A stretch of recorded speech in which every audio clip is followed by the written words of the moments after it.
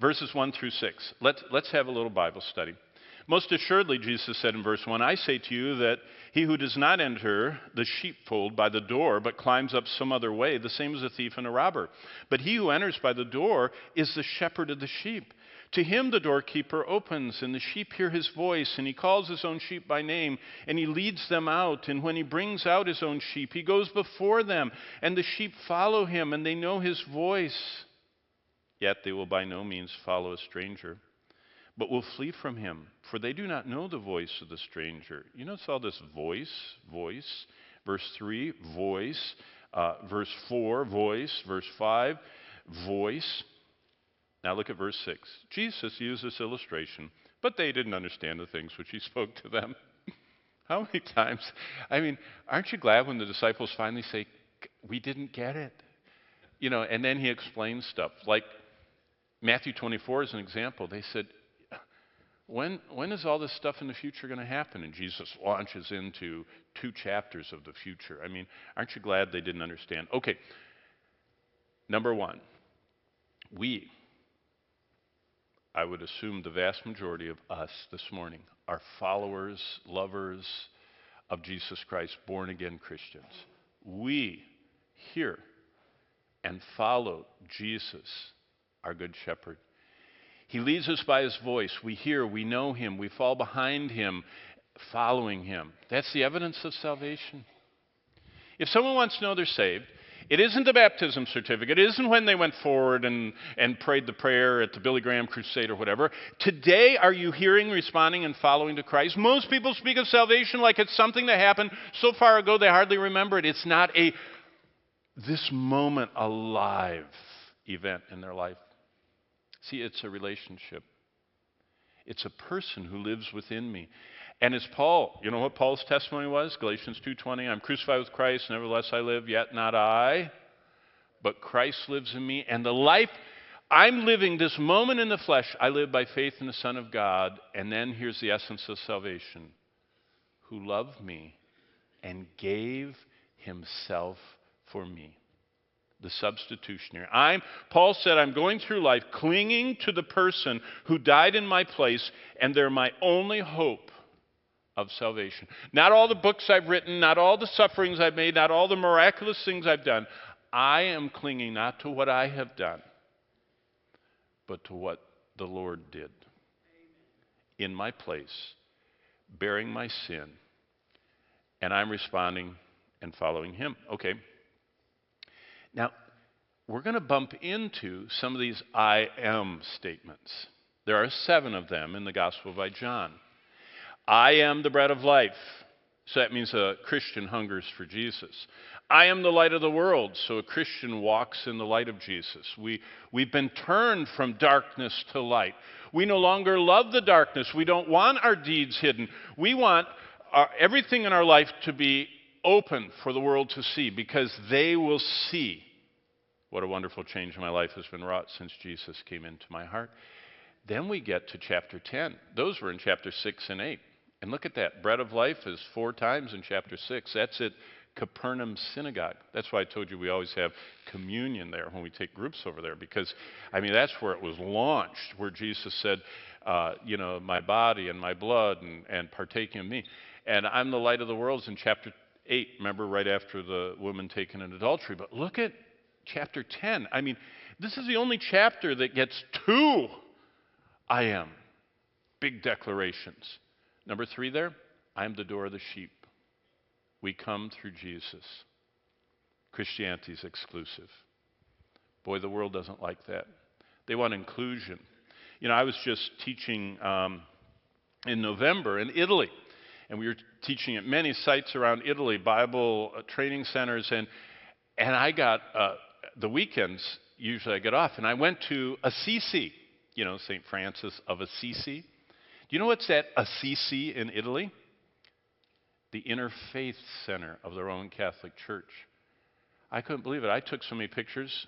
If I had time, I would show you pictures of the Interfaith Center. They have every religion from, big chief so-and-so from the Native Americans to the South Pacific people to the Baha'is to the Islamic to everything they have up there.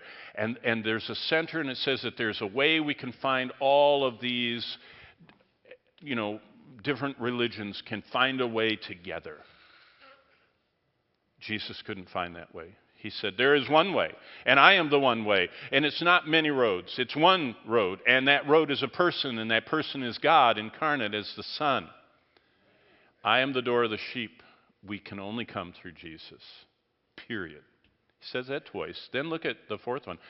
I'm the good shepherd. Do you know what characterizes a shepherd? He feeds and leads. That's why pastors, one of the 3 titles for pastors, there's poimen and episkopoi.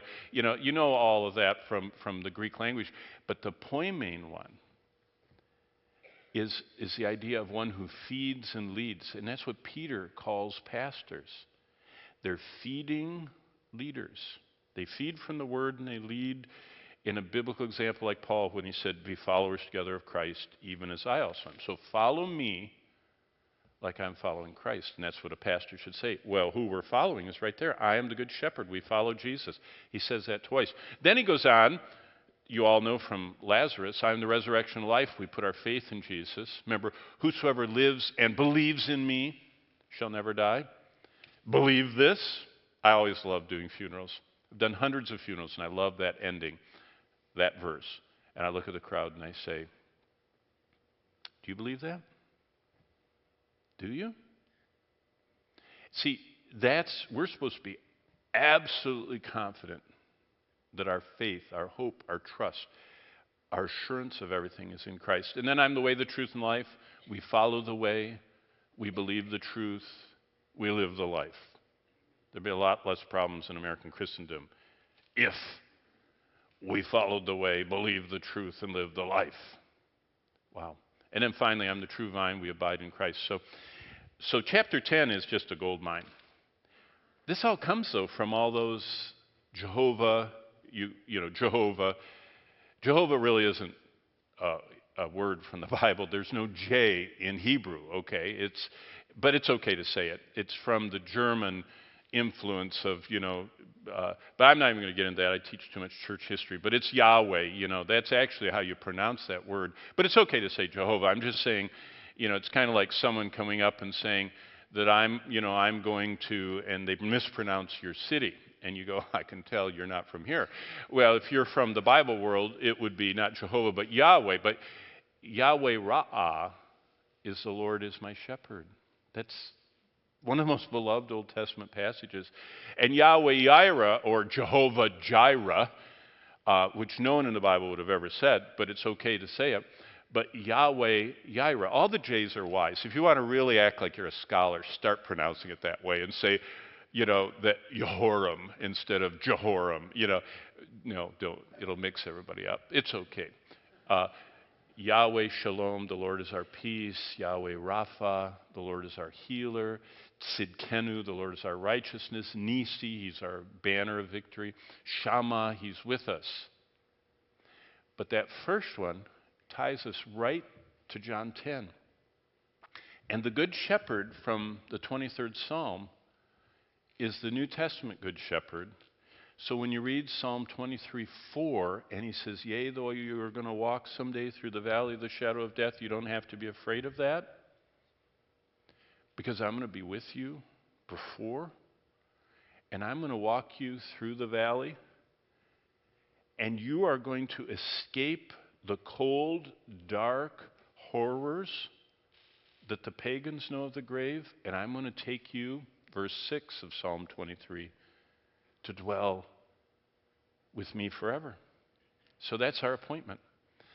I have an appointment with Jesus. It might take place driving on, 589, where they drive so wildly on that throughway or toll road, I might go there. I saw a guy, he was going out into the shoulder and coming all the way across. He was really in a hurry. And whenever I see one of those, I just slow down. I'll watch the accident from a distance, It might be on 589. It might be in bed asleep at night. It might be in the cancer center. You know what I mean? But I'm waiting for my good shepherd.